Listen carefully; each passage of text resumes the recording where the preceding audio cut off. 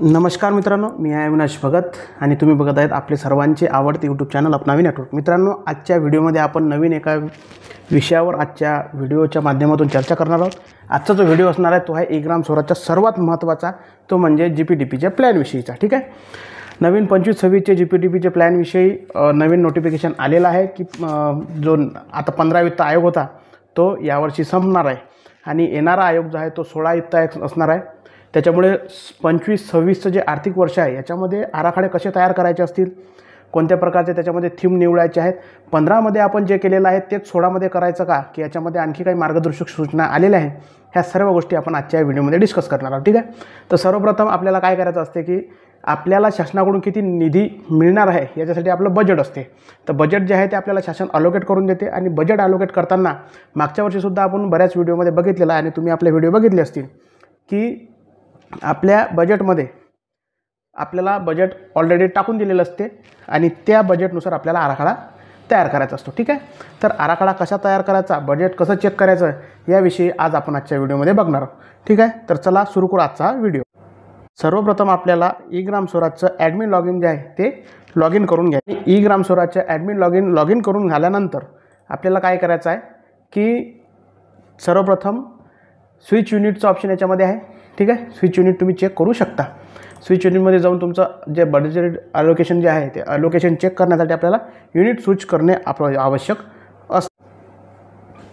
तर आता आपण करणार आहोत युनिट स्विच। ठीक आहे, याच्यामध्ये बघा 25-26 नावाचं जे इयर आहे फायनान्शियल ते आलेलं आहे। ठीक आहे, फायनान्शियल इयर 25-26 निवडून सबमिट करायचं आहे। आपण हा स्विच युनिट का करतो हे सुद्धा महत्त्वाचं आहे, बऱ्याच जणांना याच्यामध्ये सुद्धा प्रॉब्लेम्स आहेत। ठीक आहे, तर स्विच युनिट याच्यासाठी करतो की युनिट स्विच केलं की आपल्याला पुढच्या वर्षीचा जो आराखडा आहे जो आपल्याला बनवायचा आहे 25-26चा, त्याच्याविषयीचं जे वर्ष आहे ते इथं येईल आणि त्याचं बजेटरी अलोकेशन जे आहे ते आपण इथं चेक करू शकतो। ठीक आहे, त्याच्यासाठी इथं बघू शकता आज सर्व्हरमध्ये खूप जास्त प्रॉब्लेम आहे, त्याच्यामुळे अशी साईट दिसत असेल, पण 2-3 वेळा रिफ्रेश केलं की ते वेळेवर येऊन जाते। ठीक आहे, तर आपण आता याच्या पुढची स्टेप बघ। इथं तुम्ही बघू शकता की आता इथं 3 पॉईंट आहेत, स्विच युनिट झालेला आहे 25-26। ठीक आहे, 25-26 झालेला आहे, इथं 3 पॉईंटमध्ये जायचं आहे। इथं फंड अँड रिसोर्सेस डेव्हलपमेंटमध्ये जाऊन एक्झॅक्ट काय आपलं फंड लोकेशन आहे ते इथं आपण चेक करू शकतो। परंतु आमच्या तालुक्याच्या लेवलवर आम्हाला बजेटरी अलोकेशन जे आहे ते आमच्या पंचायत समितीने तयार करून दिलेलं आहे। इथं तुम्ही बघू शकता की माझी जी ग्रामपंचायत आहे ते सांगळूद ग्रामपंचायत आहे आणि सांगळूदचं बजेटरी अलोकेशन टोटलमध्ये टाईटचं वेगळं आणि अनटाईटचं वेगळं असं करून जे बजेटरी अलोकेशन आहे ते टोटल दिलेलं आहे आणि 1.2 मध्ये आपण ज्याच्या प्रकारे घेतो ते सुद्धा याच्यामध्ये काढून दिलेलं आहे। परंतु तुमच्याकडे जर काढून दिलेलं नसेल तर ते सुद्धा तुम्ही कसं काढायचं ते आपण आजच्या या व्हिडिओच्या माध्यमातून बघणार आहोत। ठीक आहे, तर आपण इथं बघा फंड ॲलोकेशनमध्ये गेलेलो आहोत, कसं जायचं, स्विच युनिट करायचं, 25-26 निवडून सबमिट करायचं आणि सबमिट केल्यानंतर इथं 3 पॉईंट आहे, त्या 3 पॉईंटवर जाऊन इथं फंड रिसोर्स आणि डेव्हलपमेंट म्हणून ऑप्शन आहे, याच्यामध्ये एक्झॅक्ट फंड ॲलोकेशन जे आहे ते इथं दिलेलं आहे। अशा प्रकारचा विंडो जो आहे तो तुमच्यासोबत शो होईल। ठीक आहे, फंड ॲलोकेशनचा आता मागच्या वर्षीप्रमाणेच आपल्याला यावर्षीसुद्धा हा विंडो शो झालेला तुम्हाला दिसेल। ठीक आहे, तर इथं सगळ्यात खाली यायचं आहे, इथं बघा एक्सव्ही फायनान्स कमिशन दिलेलं आहे। ठीक आहे, एक्सव्ही फायनान्स कमिशन दिलेलं आहे, म्हणजेच अजूनही 15 वित्त आयोगाचंच आहे, 16 वित्त आयोगाचा कोणत्याही प्रकारचा टॅब याच्यामध्ये ॲड झालेला नाही।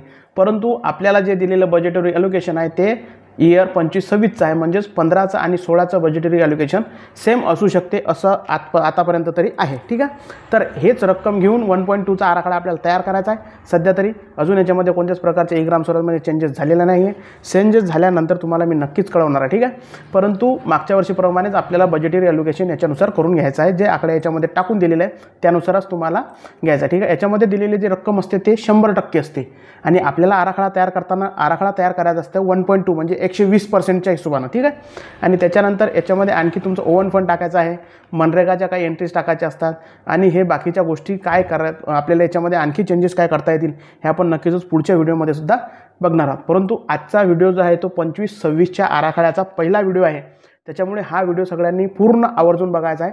याच्यामध्ये खूप सारी इन्फॉर्मेशन माहिती तुम्हाला याच्यामध्ये दिलेली आहे। ठीक आहे, ही जी आहे ही बजेटरी अलोकेशन आमच्या तालुक्याचे आहे आणि माझ्या गावाची जी रक्कम आहे ती तुम्हाला मी दाखवलेलीच आहे, 100%ची आहे आणि 1.2 म्हणजे 120ची सुद्धा आहे। ठीक आहे, तर अशा प्रकारे तुमच्या ग्रामपंचायतची सुद्धा फंड अलोकेशन इथं चेक करून घ्यायचं आहे 25-26चं आणि त्याच्यानुसार तुम्हाला अलोकेशन तयार करायचं आहे। आता आराखडा तयार कसा करायचा याच्याविषयी मी सुद्धा लवकरच 1-2 दिवसात व्हिडिओ तयार करणार आहे। टाईटचे किती ॲक्टिव्हिटीज घ्यायचे आहेत, कोणत्या थीमवर घ्यायचे आहेत, अनटाईटचे किती घ्यायचे आहेत आणि कोणत्या थीमवर घ्यायचे आहेत, हे सुद्धा माहिती मी तुम्हाला नक्कीच येणाऱ्या व्हिडिओमध्ये तुम्हाला देणार आहे.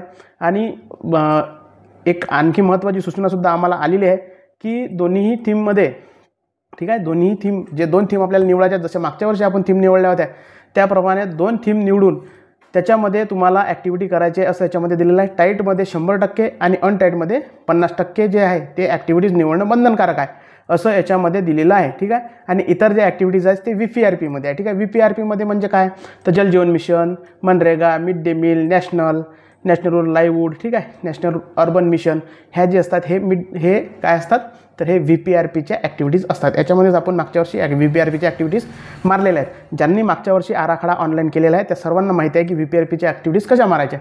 तर माहीत नसेल तर आपण ते सुद्धा आपण नक्कीच पुढच्या येणाऱ्या व्हिडिओमध्ये त्याची माहिती देऊ. ठीक आहे. ज्यावेळेस आपण VPRP याच्यामध्ये मारतो त्याच्यामध्ये कोणत्या प्रकारचं अलोकेशन करायची आवश्यकता नाही, सर्व 0 टाकायचे असते. कारण त्याच्यामध्ये आपल्याला फंड जे आहे ते VPRPला आपण अलाउड करत नाही. जोपर्यंत फंड ज्या ॲक्टिव्हिटीला करतो तिथंच फक्त आपल्याला इथं रक्कम टाकायची आहे, जसे की मनरेगा, जसं की ओवन फंड. ठीक आहे. आणि 15 वित्त आयोगाचं तर तुम्हाला ऑलरेडी फंड अलोकेशन केलेलंच होतं. त्याचप्रमाणे 16 वित्तसुद्धा याच्यामध्ये तसंच फंड अलोकेशन केलेलं असणार आहे. ठीक आहे. याच्यामध्ये फक्त एक लक्षात घ्या की 25-26मध्ये अजून तरी 16चा टॅब आलेला नाही, 15चाच टॅब दिसत आहे. आता 15 म्हणजे काय, तर X हा 10 आहे आणि V म्हणजे 5 आहे. ठीक आहे. त्याच्यामुळे 15 वित्त आयोग असंच याला मानल्या जाते. हे रोमन अंकात आहे. ठीक आहे. तर अशा प्रकारे आपल्याला 16चा अजून कोणताही टॅब आलेला नाही आहे, परंतु आपल्याला त्याची बजेटरी अलोकेशन जे आहे ते आलेलं आहे. ते तुम्ही घेऊन तुमचा आराखडा तयार करायचा आहे. थीमच्या विषयीची माहिती मी नक्कीच तुमची जी ग्रामसभा आहे ते ग्रामसभा झाल्यानंतर तुम्हाला करावी लागणार आहे. कारण ग्रामसभेचा जो ठराव आहे तो त्याच्यामध्ये अपलोड करायचा असतो आणि त्याच ग्रामसभेमध्ये आपल्याला हा प्लॅन जो आहे तो ठेवून अपलोड आणि अप्रूव्हल करून त्याच्यानंतर आपल्याला अपलोड करायचा आहे. ठीक आहे. तर येणाऱ्या काळात नक्कीच मी तुम्हाला आणखी याच्याविषयी माहिती देणार आहे. तर तोपर्यंत आपल्या चॅनलशी आहे जे तुम्ही जोडून राहायचं आहे. प्रत्येकाने आपलं चॅनल सबस्क्राईब करायचं आहे, व्हिडिओ आवडल्यास लाईक करायचा आहे, कमेंट करायचा आहे. आणि हा व्हिडिओ प्रत्येक माझ्या केंद्रचालक मित्रापर्यंत, आता ग्रामपंचायत अधिकारी यांच्यापर्यंत हे पोहोचणं खूप महत्त्वाचं आहे, जेणेकरून त्यांना प्रत्येक गोष्टीची माहिती मिळत राहील. ठीक आहे. भेटू आपण पुढच्या व्हिडिओमध्ये. तोपर्यंत धन्यवाद.